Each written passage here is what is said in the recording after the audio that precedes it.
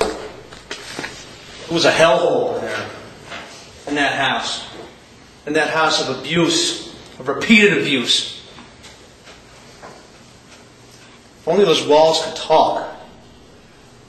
Those walls could talk. They'd show you the anger, the rage of Sheldon Banky, the control that he had over everybody that lived in that house. You didn't want to disappoint him. You didn't want to challenge him. The evidence will show exactly what happened when my client did. If those walls could talk, they would describe the pain of mental abuse and of physical abuse that Dee Dee suffered. Get slapped, get punched, get dragged around the house by her hair. This is the victim we're talking about, Sheldon Banky. If those walls could talk, they would tremble. They would tremble with the fear of Dee Dee living there with her cousin and her child. Fear of abuse, domestic violence. That's what this case is really all about. It's up to you, ladies and gentlemen.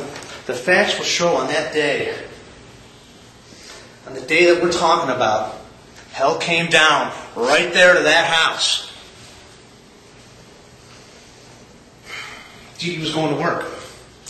Because guess what? The evidence will show that Dee Dee makes all the money in that house, while Sheldon just gets to sit at home. So Dee Dee was getting out the door with a big jacket on, walking out to work. Something was said to Sheldon. Something he didn't agree with. You're going to hear the testimony of multiple witnesses about what really happened that day. The evidence is going to show that Dee Dee made that mistake. She took a little bit of that control away from Sheldon. And guess what happened? He almost killed her. He suffocated her to the point where she passed out on the floor.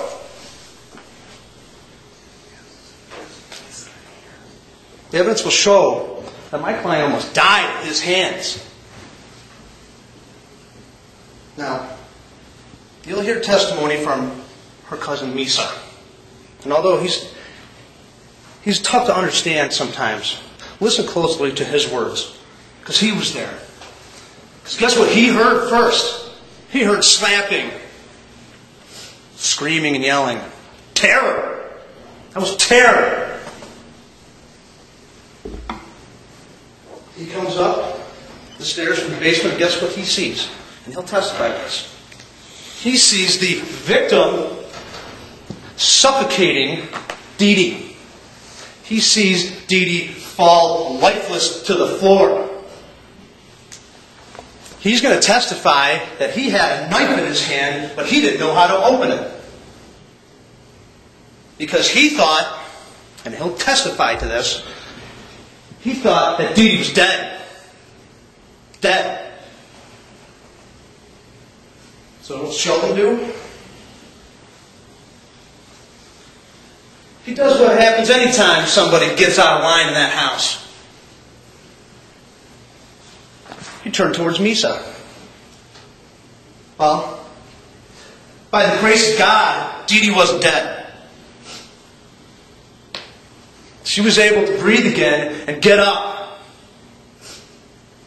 Now this is not a small or big house. This is a small little house. So what does she do? She grabs a knife.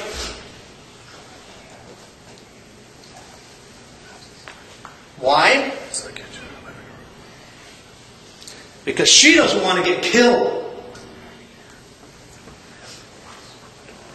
So what does Sheldon do? Sheldon turns around, and you're going to hear evidence of this. Sheldon grabs Dee Dee's hand with the knife in it because he's much bigger and stronger than her and her abuser. and she's violated that cardinal rule. Don't mess with Sheldon.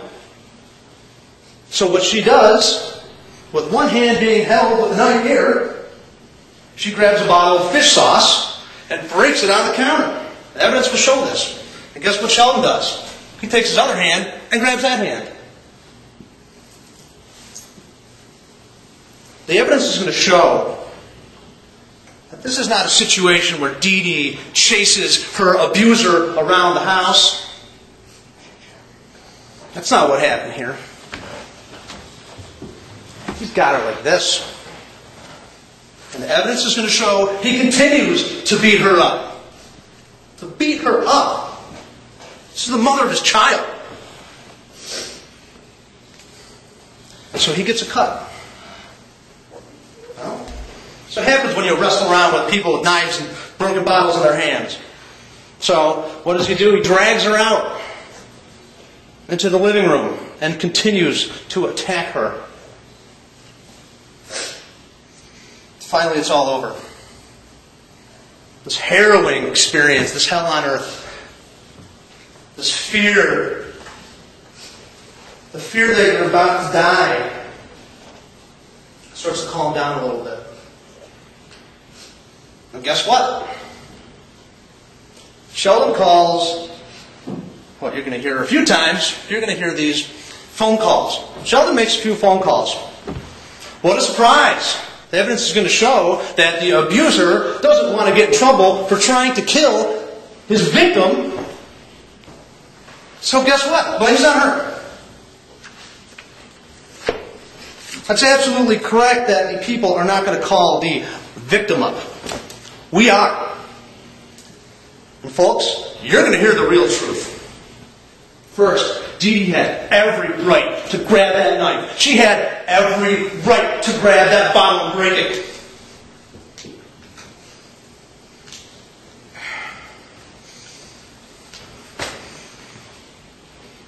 Or she could have just died. It's fine, I guess. It was fear. She is a victim of domestic violence. You're going to hear evidence that not just on that day, but over a long span, she was abused, punched, kicked. I know I mentioned her being dragged around her house by her hair. It's a very uncomfortable and demeaning and horrible thing that nobody should go through. So ladies and gentlemen, I want all of you to listen to what everybody has to say about the people that were really there. And we ask that you find Dee Dee not guilty of anything. Thank you. Who's like calls your first witness? Your Honor, people call Robin. We'll see.